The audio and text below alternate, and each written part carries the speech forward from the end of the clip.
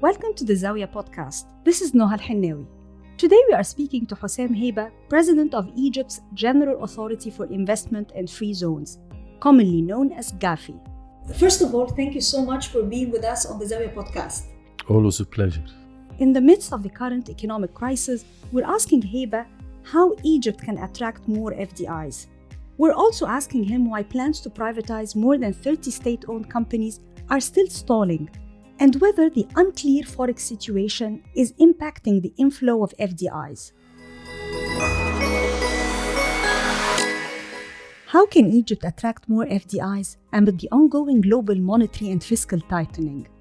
Well, if you're looking into the past couple of years, we're seeing a little bit of downward trend in the FDI flows in the world. We're seeing balances happening in certain parts of the world. For example, if we're talking about the Asian continent, India is attracting more FDIs with its reforms that has been occurring for the past almost 10 years. At the same time, FDIs are flowing out of certain regions, such as Europe, for example. In the middle of all of this, we believe that Egypt is attracting actually FDIs.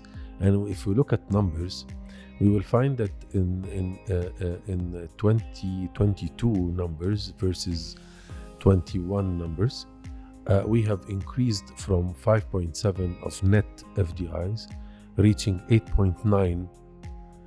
That's an increase of 71%. Of course, the 5.7 is a bit on the low side because we were coming out of COVID era. Since the beginning of the fiscal year, we have reached around 7.5 billion US dollars, 7.5 billion of net FDIs. That's an increase of last year of almost 30%. So from what we're seeing so far is that there is an increase in FDIs, and there is a growing demand for Egypt, either from the north part, which is Europe, or from the southern part, which is China, Japan, Korea, India, and we went as far as Bangladesh and Sri Lanka. What's your strategy to attract more FDIs in the coming years? Well, the government has done lots of reforms in the past 24 months. And specifically, in the past 6 months, there is a lot of reforms. If we're talking about ease of doing business, we have activated the Golden License, which is a one approval for executing a project for the investors. It's a one approval that normally, in the normal circumstances, it took from 3 to 6 months. Now it takes 20 days to issue execution approvals, from construction approvals to environmental approvals, civil protection approvals, and so on. In addition to this, we are transforming our incorporation process into digital platforms, whereby the investor can incorporate his company in less than a working day, and he can do it remotely anywhere in the world. 2 other steps in process. We have made the decision to unify the allocation of land for projects to be undertaken by one government body only. What sectors are you betting on to attract more FDIs? So we identified 6 main sectors. We identified energy, and in specific renewables and green hydrogen, or green energy at large, where we have some comparative and competitive advantages. We have identified industry, and within the industry, we have identified certain targeted activities, which we created strategic plans for them, such as the automotive industry, the textile and ready-made garments industry, the pharmaceutical industry, and we also looked into the home appliance industry. In addition to these focused industries, we're looking into deepening our local components to overcome the disruption that happened with the supply chain, and to accommodate actually the relocations that I talked about. A third sector that we are into is the healthcare sector, the education sector, the logistics sector, the ICT sector. There's always this critique that the bulk of FDIs usually goes to the oil sector in Egypt and that other sectors still fall behind. How can you change that? We are changing that actually, and what we are trying to achieve here is the diversity.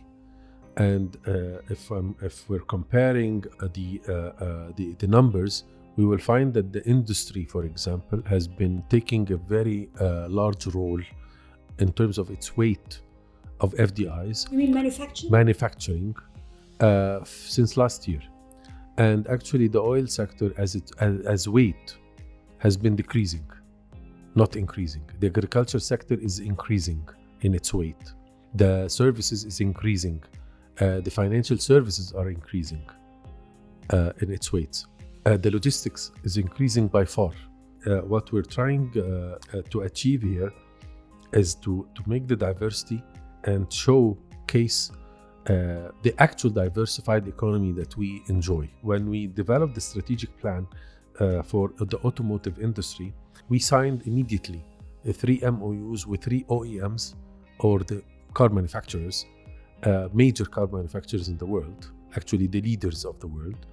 And one of the main manufacturers like Volkswagen are contacting us now, and they said, since you have made a strategic plan, then we are willing to sit and talk of how we can open factory in Egypt.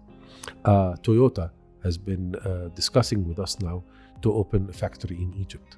The 3 OEMs that we have signed are Nissan, MG, and another European company.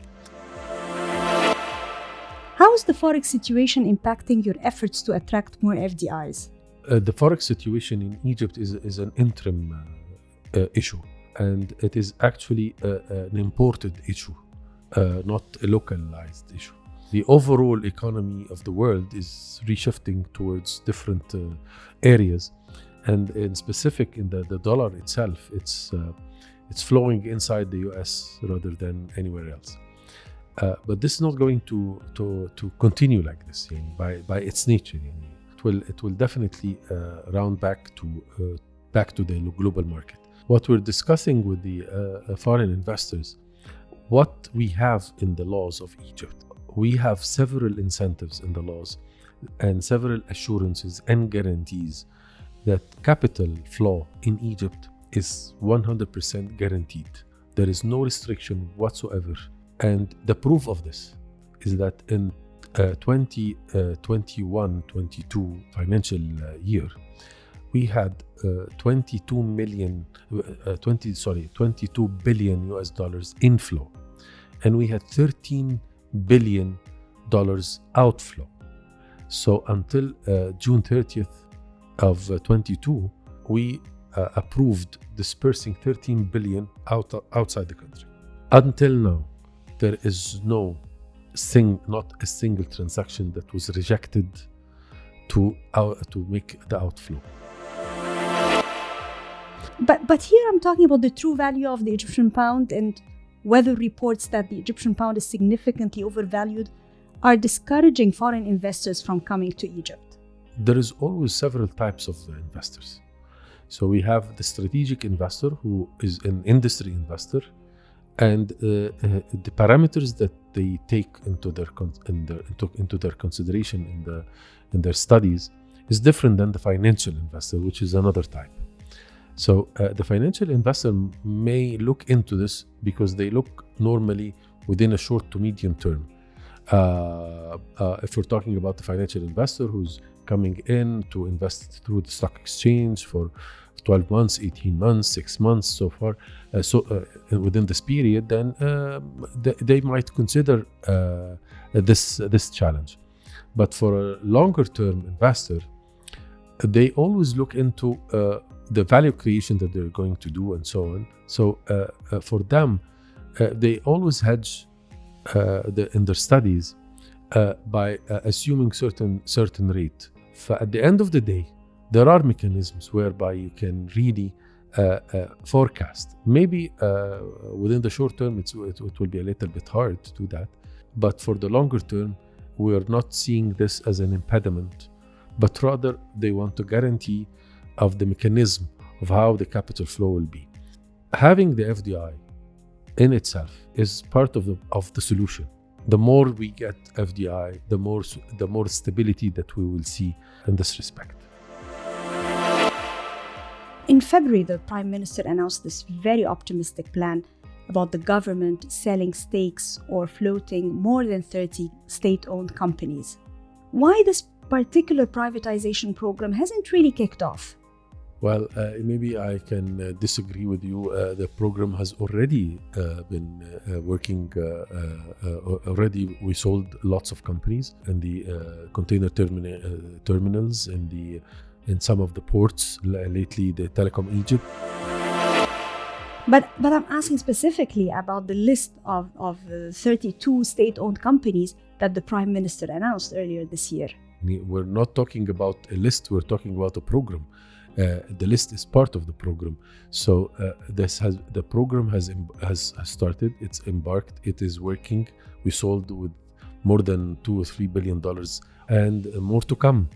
But if we're talking about the privatization program, and we are expecting in 1 year to conclude a complete privatization program, we would be a little bit of over-expecting things here. Because there is market conditions we have to take into considerations when we sell. When we discuss with a strategic partner or strategic buyer, it takes a lot of time to reach out the deal. If we're talking about companies that are wholly owned by the government, you need to restructure lots of the laws and administrative work inside the companies as well as outside these companies. So there is a lot happening in this respect. We have engaged several local and regional investment banks to work with us in this regard. We have made lots of roadshows for potential buyers, and we have taken lots of potential interest in several companies. So, and it goes both ways. We have to offer them what they need. They have certain requirements. They have certain comments. We come back and we adjust according to these requirements, and this takes a little bit of time. What's the main concern raised by foreign investors who you're talking with and who may be interested in this privatization program? Well, they've always wanted to make sure that the proper governance is there in place. They want to make it, if we're talking about minority stake, it's not like a majority stake in some activities. So for a minority stake, they always want to make sure that the governance is already in place.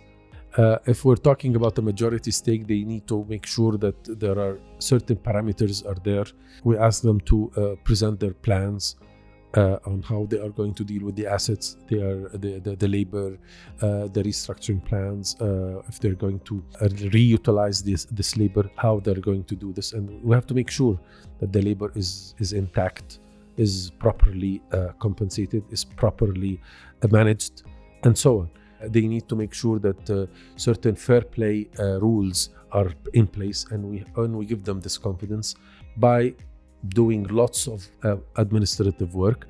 And actually the production of the state ownership document proves this, that we are, as a state, we are in confidence and supporting and enforcing the fair play for these investors. In addition to this, the last meeting of the High Council of Investment, one of its resolutions is that we are withdrawing any privilege given to any government entity, state-owned entity whatsoever. For example, if they are not paying custom duties, they are going to pay custom duties. If they are not paying taxes or exempted from taxes, they are going to pay the taxes, and so on. Thank you so much for being with us on Zawya Podcast.